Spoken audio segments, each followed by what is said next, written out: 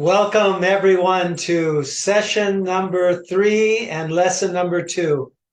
And so I just wanted to say at the beginning that I'm just trying to learn how to do these videos, and I'm more like a robot standing in one place and just talking like a talking head. So I apologize. I don't want to be like a robot. I want to be That's the purpose of these video sessions. I want to learn to be more personal, more personable. No, not really. I want to be more personal. And so that's the desire of my heart, to learn better how to open up, how to be more, more transparent. That's the word I'm looking for. More transparent and more clear. And I'm trying to use normal language on this. And I'm not, for all of you theologians out there, I understand that you probably want more spiritual talk, but the principle is that the whole world is a burning bush. Remember the story about Moses and when he went up to the mountain and the burning bush, and out of the burning bush, God spoke. And the burning bush was just nature, natural things, the thing that created the creation. So out of all of the creation, God is speaking. And so out of all of these strategies and systems and plans, all of these things can be listen for God speaking. Remember Psalms 19. Remember what it says? The heavens, not only the earth, but the heavens are declaring the glory of God. And the firmament is showing his handiwork every day, every night. Their words are being uttered. Day unto day, night unto night showeth knowledge. So let's just remember that these things are normal. God made everything. And remember Romans chapter 1, is it, where the whole creation is showing the mighty works and attributes of even whatever it means, the Godhead. So for us here on these video lessons, we're talking about spiritual lessons, but we're talking about them in a natural way, in a normal language way. Try to catch this, because it'll open up a whole new perspective, mindset for you. So it's really also try to understand this is really not about self. This is not about me. This is not about when you do something, a plan for yourself. We've got to understand the principle. And the principle is that first the inward and then the outward. If you don't have something that God cannot identify and have not developed or grown what God, the talents and abilities that God has put in you, then you aren't going to be able to give. Key word. Put it in your heart and mind. This is about giving. This is about being personal, more personal, learning how to care, learning how to understand one another. And so this is about caring for yourself so that we can care about others better. I haven't been able to do that. I want to learn. That's why I'm doing this, for me, for my life. Maybe it's selfish. But the end result, I want you to know, is all about others. Jesus first, others second, and you last, joy. Well, you start with what's inside so that you can be able to give to others. Love the Lord our God, and then you're able to love yourself and one another.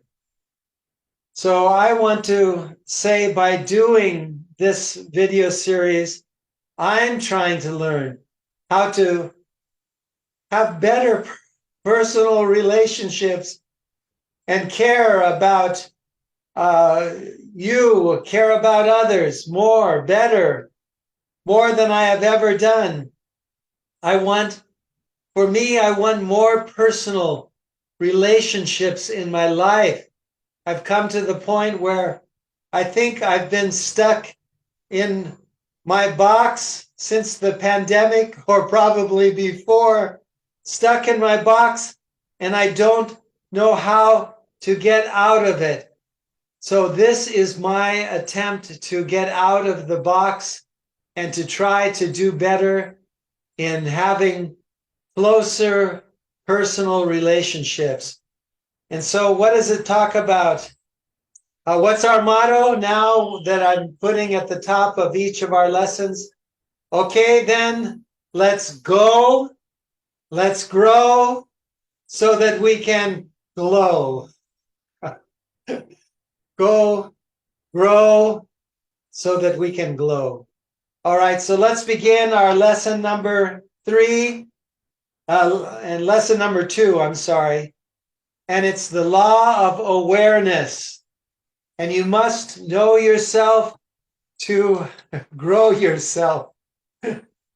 No one can produce great things who is not thoroughly sincere in dealing with him or herself.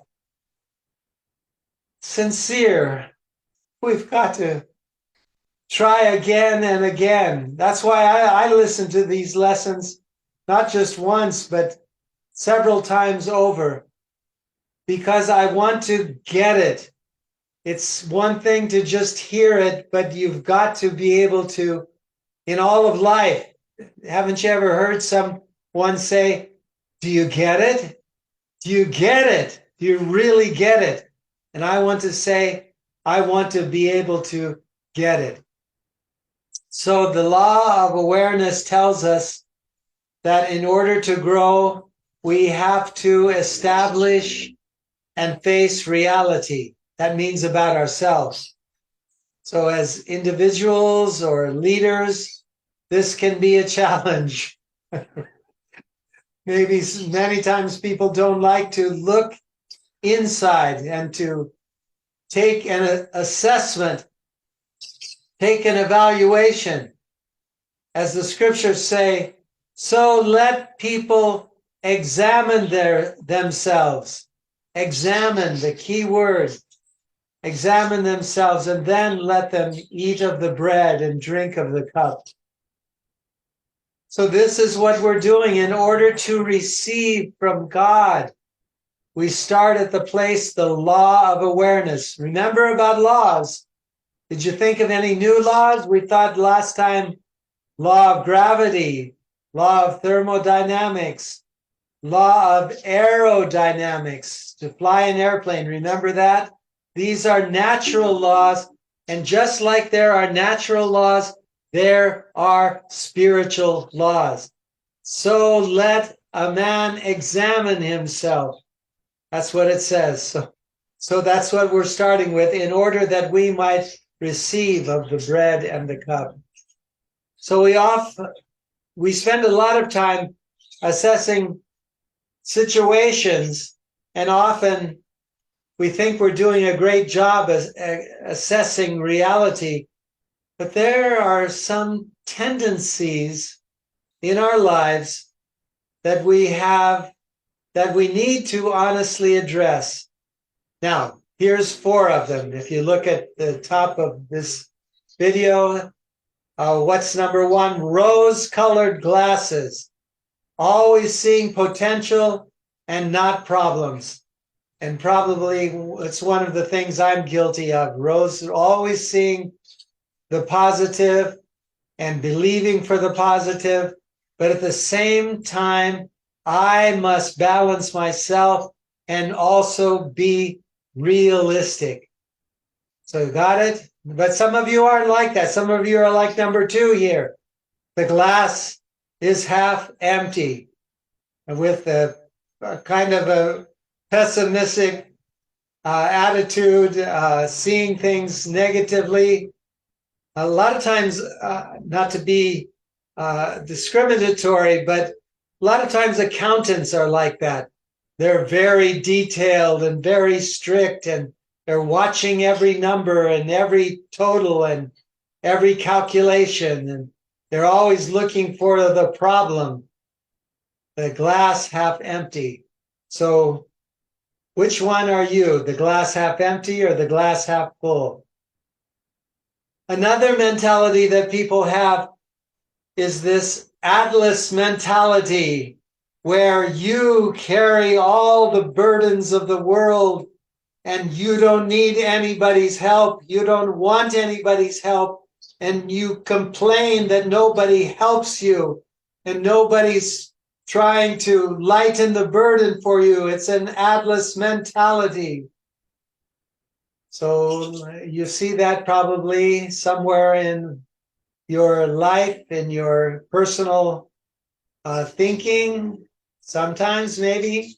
Or let's look at number 4, a victim, kind of the opposite, a victim mentality, as if you were powerless to affect outcomes or create change. You can't do it. That's one of the things with these videos. I always am thinking, I can't do it. Who am I to talk about this? But then when I'm studying, when I'm trying to learn how to do better, it always says, just do it. Just step out in faith and do it. And so if you knew how afraid I was when I start these videos, I take it and I take the mouse just to click the start button. And I say, oh Lord, help me, please. I don't know what I'm doing. I don't know how to do this, but I just do it anyway. Step out and do it anyway. Don't be a victim. Don't be a victim. So it's time to take stock of ourselves or our group, our team, our employees, as we dig into the truth about our strengths and our weaknesses. So it's just a process of thinking. Let's go over, in just a moment, I want to give you 3 kinds of people when it comes to directions in life. There are 3 kinds of people when it comes to directions. But for just a moment, let's listen to this.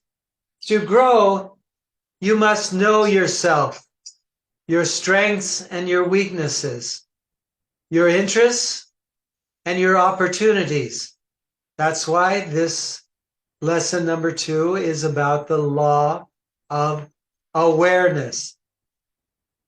You must be able to gauge not only where you have been, but also where you are now. Here in the Philippines, one of the famous founders of the Philippines, Jose Rizal, always said something like, you've got to go back in order for you to go forward effectively. So this is one of the things that we've got to do. We've got to, many times in history, famous quotes have said, you've got to understand your history before you can make changes for a good, better future. So otherwise, you can't set a course for where you want to go. And of course, every time you want to learn something, you must be able to take the new thing you've learned today and build upon what you learned yesterday to keep growing. So yesterday and today all work together. Our lesson from yesterday the law of intentionality, that it means you've just got to make your confession public that you want to change. You want to have not just random change, not just hope for change, but you want to be guided somehow. And remember, that was our definition of true change is guided growth, guided growth. So this is the only way to gain traction and keep improving yourself. You've got to mix together yesterday, today, and tomorrow. So, to reach your potential, you must know where you want to go and where you currently are. That's why we say it over and over again. Where are you now? Where do you want to go? And how are you going to get there? So to reach the potential of the talents that God has put in you, you must know where you want to go and where you currently are. Without both, this is the key, needing both. Without both of these pieces of information, you're liable to get lost. You're liable to get lost. So let's look at it. There are three kinds of people when it comes to directions in life. Number one, and so what kind of person am I? What kind of person are you? Number one, people who don't know what they would like to do. These people are often confused. I can relate to that. Number two, people who know what they would like to do, but don't do it. These people are usually frustrated. Number three, the people who know what they would like to do and do it. The word that best describes these people is fulfilled. So which one are we? Confused, frustrated, or fulfilled? So let's just say maybe we're a mixture of both, 1 and 2, confused and frustrated at the same time. So most people seem to fall into the first category, though, just confused about where we are and where we're going. They don't know what they want to do. I believe the main reason is that they don't know themselves as well as they should, and thus they remain unfocused in their growth. So what do we do next? So knowing yourself isn't an easy thing for anyone to do. That's why we're trying to do this together. We're trying to bring to your attention and my attention, what is it that we need to do? What makes finding themselves and growing to their potential difficult for some people is that it can be a bit like a catch-22. First, you have to know who you are in order to grow to your potential. But you have to grow in order to know who you are. Catch-22. So let's see. The first step towards change is this law that we're talking about now, the law of awareness, examining ourselves. The second, after the law of awareness, is the law of acceptance. If you want to change and grow, then you must know yourself and accept who you are before you can start building. It's the same in the natural. These are natural principles that God has made in order to teach us spiritually what we should do in our lives. So there's a few questions here I want to share with you in order to help find your good passion and purpose in your life. So many times we talk about passions that are not good, but we also must remember that there are, I don't know, maybe you can think of a better word. There are good passions, there are desires. Doesn't the Bible say that God has put in your heart the desires that are there? And if we follow those, God will direct us. So number one, anyway. So questions that will help us find our passion, our good passion and purpose. Number one, do you like what you're doing now? So I'm just going to give you a bunch of questions so we don't make this too long, and so that you can consider these and talk about them. In the future, if you ever want to go more in depth into these, you can just let me know and we can do them together, because there's more detail that goes with each question. So, do you know what you would like to do? Number two, what would you like to do? What would you really like to do? We hear these stories of people do what you enjoy doing, and God will take care of the rest. So, but what is it that you would like to do? We've got to know that every person that I've met has a strong sense of his or her abilities and aspirations. They're leaders in their own lives, and they dare to pursue their dreams on their own terms. And when you tap into your passion, it gives you the E&E factor. Okay, what's that? Energy and excellence. All right, so what you must get an idea, what is it that you would like to, you've got to think about this. You've got to pray. You've got to ask the Lord. You've got to meditate. What is it these are what I call hints to we're always asking, what is God's will for my life? What does God want me to do?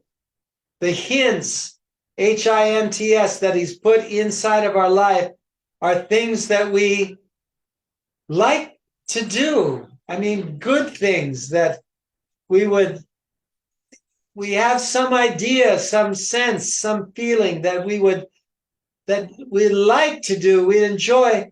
You know, if you don't enjoy teaching, there's a million other jobs that you can choose from. It's just like choosing a career. It's a career or a spiritual calling, whatever it is. These are hints that God has put inside of us. And what they do is they give you the E&E factor, energy and excellence. That's what we need. Okay, number three. Can you do what you would like to do? Can you do it? Is something unrealistic? I'm 76 years old, and do I want to train to be an astronaut, to go into space? No, it's not possible. And some people have unrealistic dreams or hopes or desires. We've got to, at the same time, be realistic. So number three, can you do what you would like to do? Do you have some of the skills? Do you have some of the training? These are things you've got to ask yourself. And the next question, do you know why you want to do what you would like to do? The why is a big question. The why is a big, important part of our future, that we really have a strong and indomitable, maybe that's the word, an indomitable why for what we would like to do. It's really important. So think about that.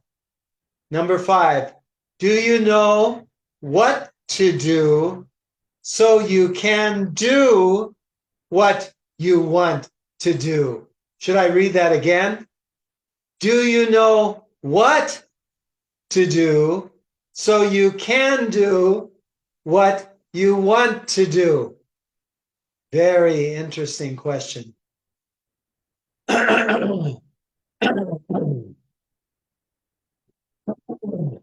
It actually begins with the 3 or 4 or 5, 1, 2, 3, 4 areas. It begins with what we're talking about now, the law of awareness.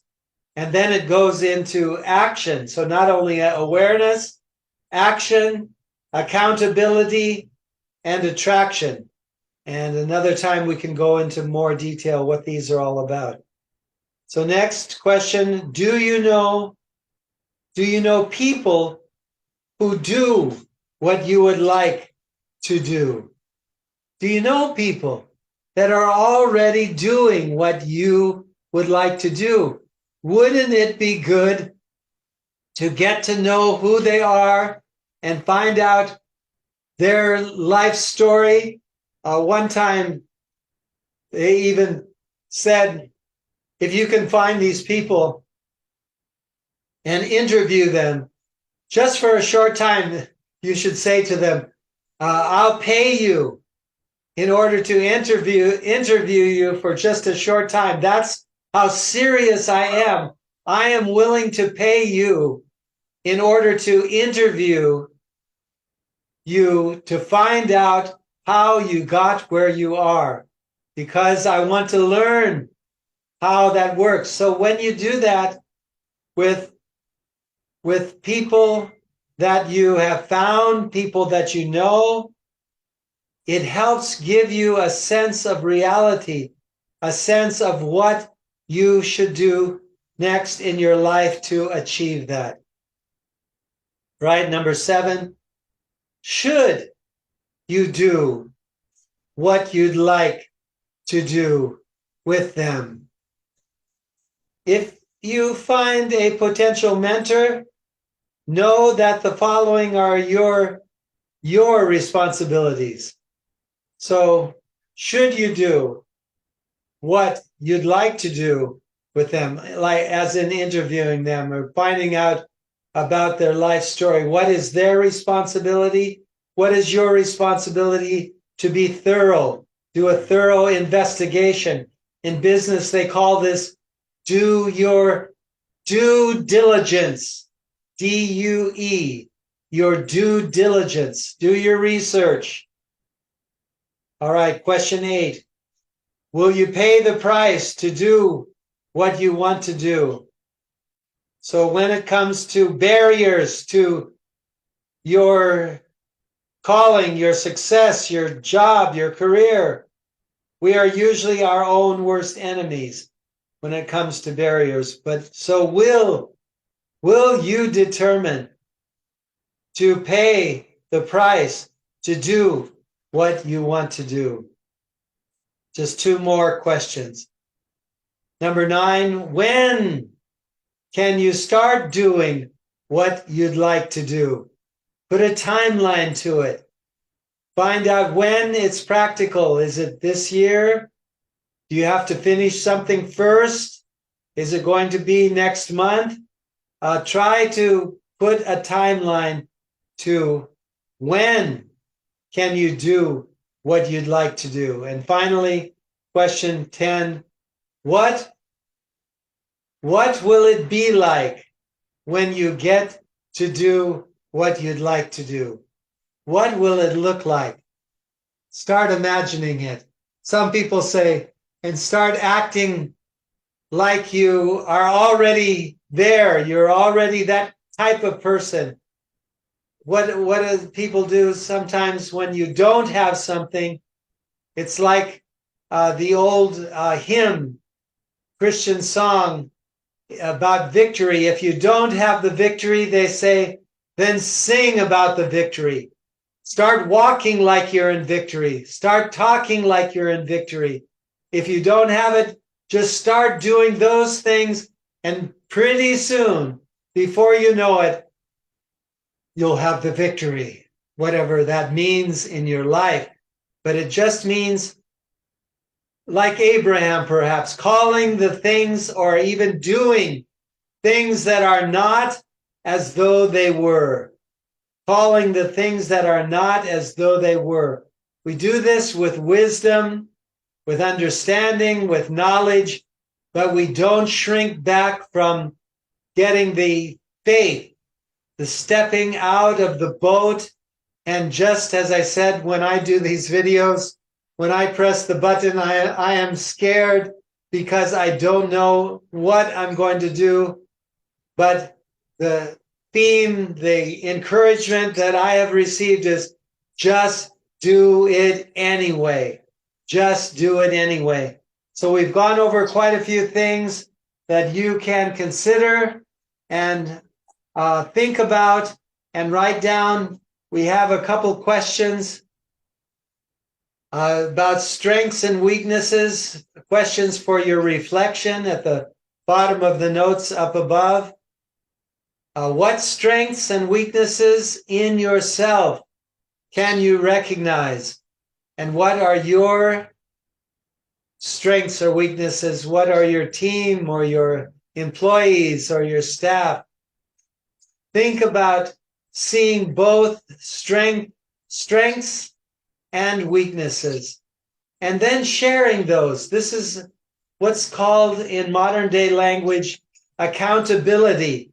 And built into some church structures is the accountability system. They even call it a sacrament of opening up your heart and life and sharing where you are missing the mark. That's what sin is. We always get the words mixed up and think that there's something so bad.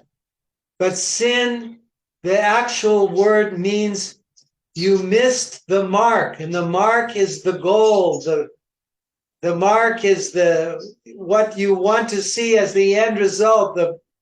The mark is something good that we're headed. The scripture says, I want to press. Apostle Paul says to press towards the mark for the prize of the high calling of God in Christ Jesus. So this is missing that mark. And so as we talked about in one of the lessons before, it's like the navigation system of a jet airplane. You set the destination, you have the mark, but then what happens in the computer system is it goes a little bit off to the right, and then a navigational correction comes. This is accountability, and brings you back and headed towards the destination. And then in the computer system, it goes off to the left just a little bit. And navigational correction brings you back to in the direct direction of your destination.